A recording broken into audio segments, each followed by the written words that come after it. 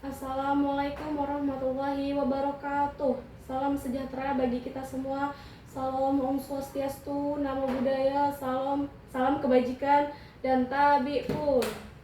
Yang terhormat Ibu Dr. Eka Sofia Agustina SPD MPD selaku dosen pengampu mata kuliah pembelajaran berbicara serta teman-teman mahasiswa yang saya banggakan. Puji syukur marilah kita panjatkan kehadirat Allah Subhanahu wa Ta'ala, karena atas rahmat dan karunia-Nya kita dapat berkumpul dalam keadaan sehat untuk menimba ilmu dan mengasah kemampuan berbicara pada kesempatan berbahagia ini. Tak lupa sholawat serta salam semoga selalu tercurah kepada junjungan kita Nabi Muhammad SAW, sosok teladan dalam tutur kata yang santun dan penuh kebijaksanaan. Teman-teman sekalian, izinkan saya menyampaikan pidato dengan judul Bahasa Indonesia sebagai Cermin Kepribadian Bangsa. Hadirin yang saya hormati, bahasa itu bukan sekedar alat komunikasi. Bahasa itu lebih dari itu.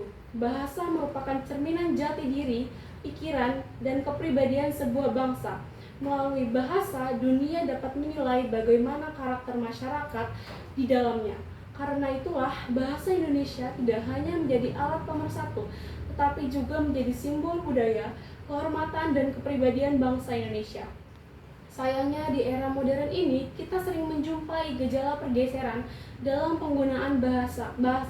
Banyak generasi muda yang merasa lebih bangga menggunakan bahasa asing, sementara bahasa Indonesia justru dipandang kurang keren atau ketinggalan zaman.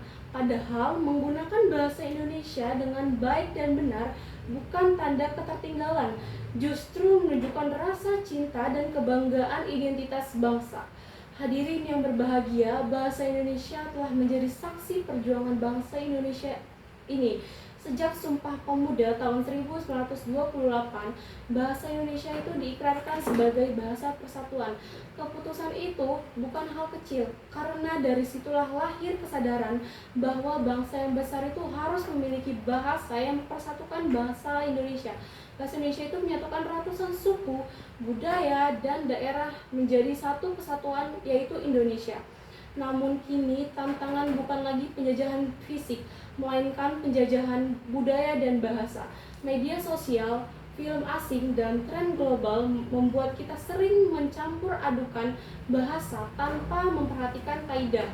Akibatnya, pelan-pelan rasa hormat terhadap bahasa sendiri mulai memudar.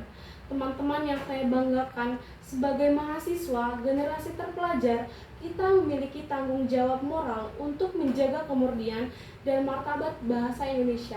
Kita harus mampu menempatkan bahasa Indonesia secara proporsional, menggunakannya dengan santun, tepat, dan kontekstual tanpa harus menolak kemajuan bahasa asing.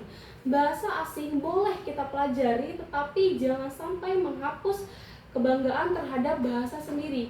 Ingatlah pepatah, bahasa menunjukkan bangsa.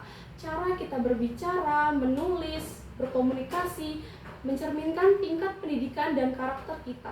Jika kita berbicara sopan, menulis dengan tertib, dan menyampaikan gagasan dengan bahasa yang baik, maka kita telah memperlihatkan citra bangsa yang beradab dan berbudaya. Hadirin yang saya hormati, menjaga bahasa Indonesia bukan hanya tugas para ahli bahasa, tetapi tugas kita semua. Kita bisa mulai dari hal-hal sederhana, yaitu menggunakan ejaan dan kosakata yang benar dalam tulisan akademik dan media sosial.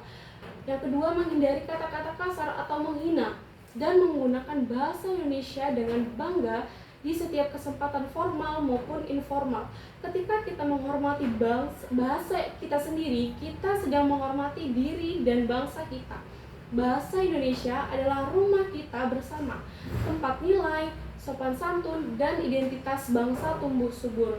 Hadirin yang saya muliakan, mari kita jaga bahasa Indonesia bukan hanya sebagai alat komunikasi, tetapi sebagai warisan luhur yang membentuk karakter dan kepribadian bangsa. Gunakanlah bahasa Indonesia dengan rasa hormat, cinta, dan kebanggaan, karena dari cara kita bertutur, bangsa lain akan menilai seperti apa kualitas bangsa Indonesia sesungguhnya.